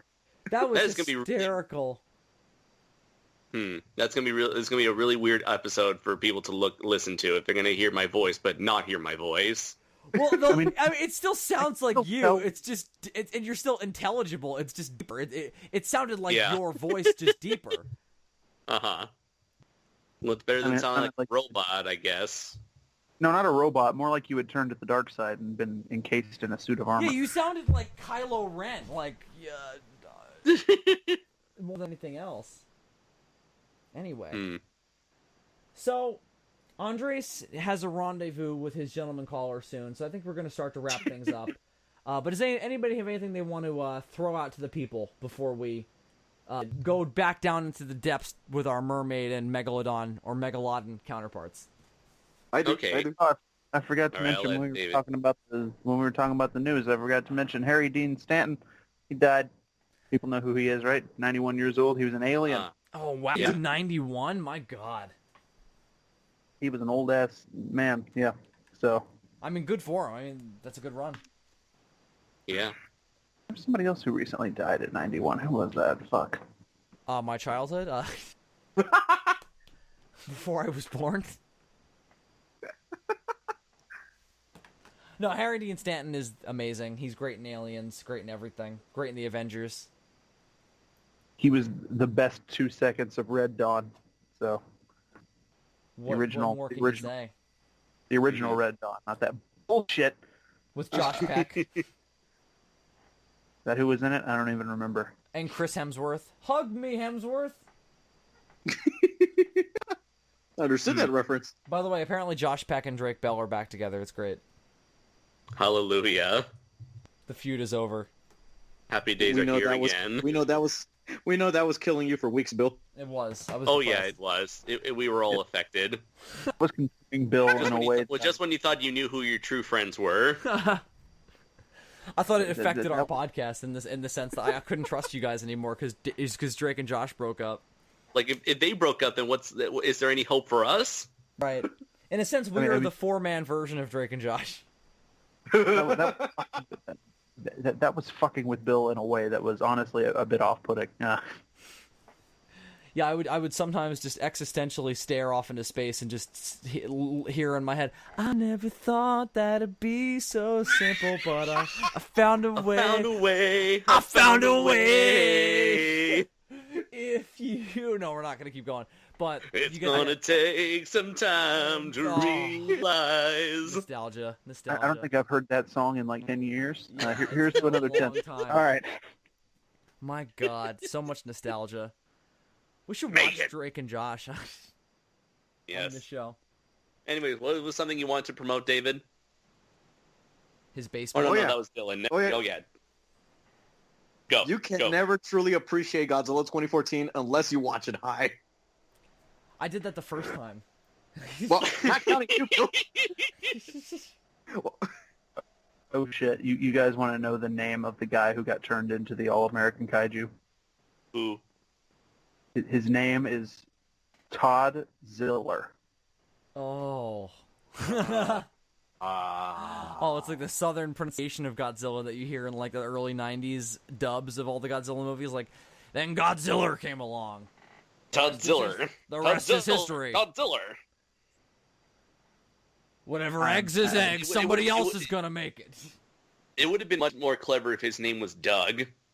Doug Ziller, yeah. Because Doug is God and backwards. This raises a lot of Dogzilla. questions. First of all, why haven't I been reading this? Second of all, It's pretty old now. I think it came out in 2014. Bitch.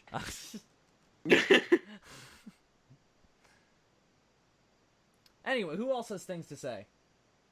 Let's see. I recently released my review for Rebirth of Mothra 3. You did. Big shout out to Braden Connor, who edited this latest review, and another shout out to Crooked Lore Productions, who I did a crossover within this review, which is a carryover from the tiny little silly plot line we started in the Rebirth of Mothra 2 review, and we'll conclude in the next review, which will be Godzilla 98. And another shout out to David for saving this review at the last minute, because Toho was giving us some shit because we had some clips that were too long in the video itself. It was hell. wait, Andres has like plot lines now. Is he going full Linkara? What's going on here? Are you, yes, are you but I'm not taking yourself I'm too not seriously taking- wearing a duster? No. That's the thing. I'm not taking myself too seriously. This is kind of like a satire of that sort of But internet do you reviewer have trope. a fucking duster? But see, Duster. Andres, that's already been done too. Phalus used to do plot lines, and they were always much more Well, were tongue in they animated? No. No, they Well, I weren't. don't So I'm still have some bit of originality left. When I start doing it, it's gonna be with sock puppets. So fuck all of you. But Andres, do your reviews have to be 26 to 30 minutes long? Yes, because I'm that good. Do you guys remember Ubi from when you were a kid? Oh my god, the one with the literal hand puppet with the googly I eyes. cannot believe one of you remembered Ubi. Yeah, that was Ubi. Yeah, he was just a hand with googly eyes. He had a whole family. I remember that because Joel McHale from The Soup made fun of a clip where they were spraying glue over each other, eating Yeah. glue. Oh my god. Yep, I remember that. I used to watch Ubi every morning before I went to school. So I'm gonna recreate Ubi. I wonder if I like brought Ubi back as like a film, if I would get sued by whoever owns the rights to Ubi. Would you guys help me? Maybe. What the fuck is? I'll what write are the we first talking about? draft. I'm gonna look for Ubi. Find out who owns the Explain- rights. Explain Ubi. What is an Ubi? We just explained it to you. Oh my god, this is worse than I thought. Okay, imagine the Muppets, but with zero budget. Well, so you're left with just the Muppet hand. without the puppet. The Muppet without the puppet. Yes. There you Oh go. wait, okay. I'm looking at this now. I have a vague memory of this existing. Oh god. Did Do you guys did remember people- if they talked? Yes. Oh, they're so No, funny I didn't. looking. They talk like Teletubbies. Did people watch this? Like I don't know. watched it. Because Dirty you sock puppet motherfucker. But like, why? What did it have to offer? Why did why did you like? It was on. That's what it offered. It was. It was not the cold existential silence that was my childhood. It was. That explains why Bill listened to Godzilla 84 instead of, emo music when he was, in his emo phase. I listened to Godzilla 84. I didn't watch it. I just listened to it. I created the image in my head. I've never actually seen a Godzilla movie. I've only ever listened to them. What network was this even? Noggin, which yeah. was the I think it was like Nick Jr. that kind of it was what was it? It was like Noggin, and then Noggin became after 12 o'clock in the afternoon. It became the N, and then the N became its own thing, its own channel, and now both Noggin and the N are dead now, I think, or they became something else entirely. Oh my god, one of the puppeteers credited for this show also worked on Bear in the Big Blue House and Between the Lions. He had better potential. Why was he doing Ubi? I don't know, Dylan. That's one of life's greatest mysteries. But we love it though. It is the point. Who's Do we, we? Bill? Next time, Do we? Ubi commentaries will be coming to Oh, no. the Serizawa podcast. I feel like "we" is a strong word in that case, Bill. It seems more like you love it. I do. And I'm dragging you guys down with me. Do you guys remember Face? He was the... Yes, from Nick Jr., yeah. Oh, it was Nick Jr. I think Noggin was Moose and the Burr. That was the host of Noggin. Yes, that was true. Oh my god. Face? Face. And then they changed Face's actor? Face. Yeah, and... That's right. Oh, what a crazy world. And the only reason why we... the only reason why we watched any of this shit was because... It for was some on. of us, yeah, it was on. There was nothing on television because we had It was no what my parents would put on. Because for many it was like, for some of us, we had a school schedule that allowed us to have like breaks in every quarter, and so we would have like 2 to 3 weeks of no school. Meanwhile, most other schools in America would have school. So during this time, they would still have this like preschool programs in the morning. And so for us poor saps who have these like a year-round school schedule, we would wake up, watch like some cartoons, and for like from 6 o'clock to 8 o'clock, and then after 8 o'clock in the morning, it's just like 4 to 5 hours of this preschool bullshit. Yeah, I would just my change the brother channel. my brother loved all this shit when he was a kid, so I had to watch it. I would just change the channel and watch one of the mini cartoons where people are punching each other in the face. That I would be my couldn't. approach. I could. Yeah, all like Cartoon Network, Nickelodeon, Disney Channel. They all did this preschool block. Yeah, that's the problem. Morning, and it was right before I went to school too. One day I found Power Rangers, and my life changed forever.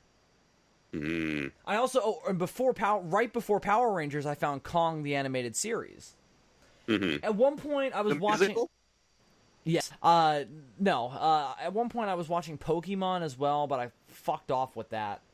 And then Cartoon Network had Yu-Gi-Oh on at 7:30 at one point. Oh, it was a good time to be a kid in the early 2000s. Anyway. Mm-hmm. I remember it used to be on a Saturday morning. You could go on to like WB and watch some like, Yu-Gi-Oh. Yeah. Watch some like X-Men Evolution. And, The Batman. Yeah. The Mummy animated series. The Mummy animated series. Yep. Yeah, that was Never. I hated the Batman. The Batman can suck a dick, but I had a soft spot for the Batman. I responded to the Batman the way that people are responding to the new Hellboy. I was like, hashtag not my Batman cartoon. I mean, it wasn't, but I like the style of it.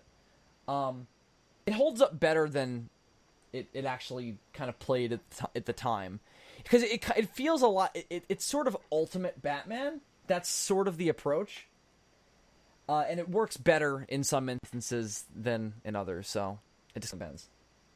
I mean, Anyway. they fucked up the Joker in the very first episode. How was I supposed to be expected to care after that? They did okay with things with him later on, though. Anyway, so I think is there anything else you wanted to pimp out? Nope, that's pretty much it.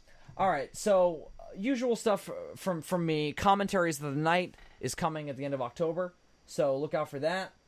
Oh, sorry, I forgot. I'm also going to be on a Sunday night live stream with on MJ Knight's YouTube channel. MJ Knight, he's someone I would collaborate with at the end of like for the last 3 or 4 years. I would collaborate with him where we would review all the biggest movies and review them at the end of the year, and then speculate on movies that will be coming out the following year.